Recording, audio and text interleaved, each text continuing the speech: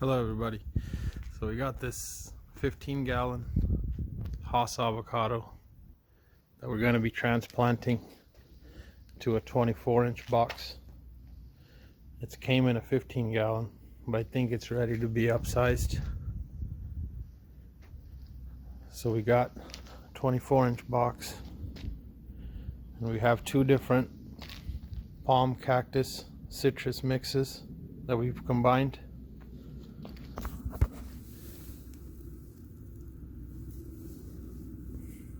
Light, airy, well draining.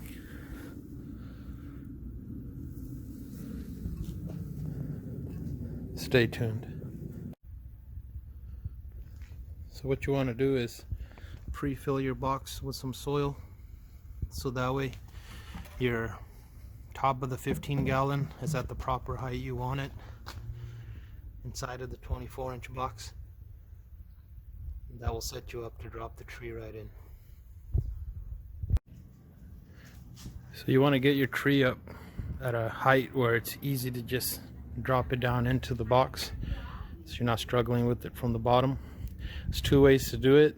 You can either cut the 15-gallon pot down the side and the bottom, so you just remove it after you set it inside the square box, or you just try to gently yank the tree out of the pot, but that's a little harder and riskier.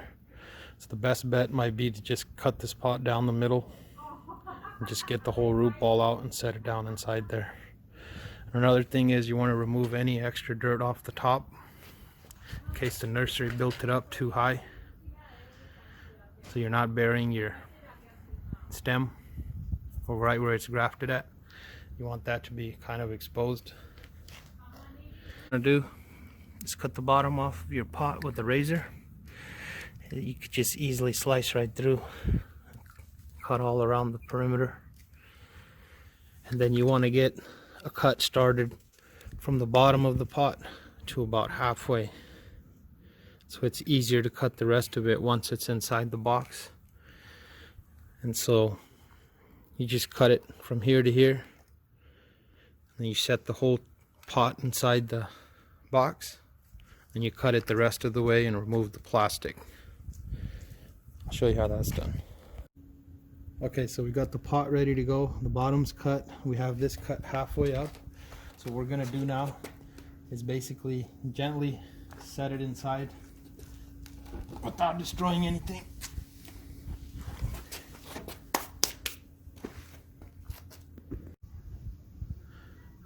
Okay, so we got our tree centered up inside the box, and we fixed any leaning that's been going on with it. So the next step is to come in, finish making the rest of your cut, and basically go ahead and remove your pot. So you're just left with the undisturbed root ball. Now we're just going to backfill all around and get it planted. So from what it's looking like, the roots were barely starting to reach the perimeter of the 15-gallon pot. So it's a good time to transplant. The roots still look healthy, still very white. So it's looking good.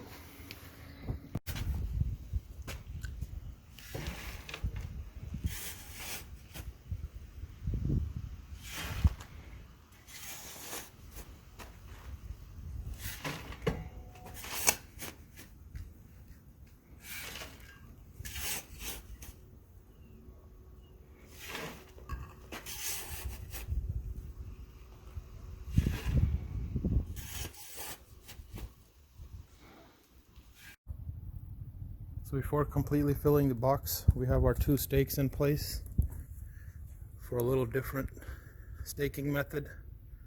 It's one on either side. They're 8 feet long, almost as tall as the tree. So we got them buried in the box on either side of the tree.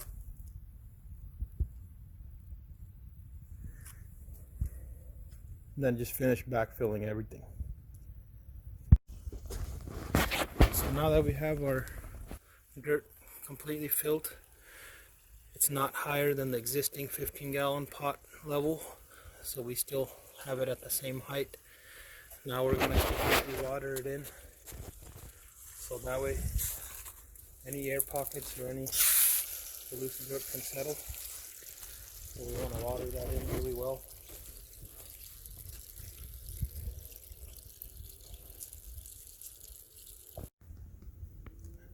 Okay, so the final step in the planting process, we threw our old leaves back that fell off the tree. They say you're supposed to leave them under the base, and then we're going to mulch a couple inches in that space left above here. That's going to help hold in moisture. That's the final step. So now we're finishing up the staking process. We took some nylon straps and we're going to tie it off in a few different spots. So we just have it around the trunk here. No restrictions, no anything. So it should be okay against the trunk. We have it tied off on this end.